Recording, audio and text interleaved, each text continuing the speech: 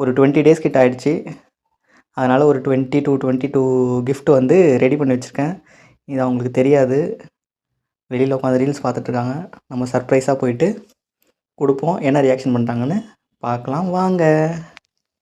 பாப்பா சர்ப்ரைஸ். ஆமாம், ரொம்ப நாள் ஆச்சுல. என்ன ஹாப்பினஸ்ஸே இல்லையே, டல்லாக இருக்க மாதிரி இருக்குது. என் தங்கமே இதுதான். அதை தாண்டி ஒரு தங்கம் வேணுமா?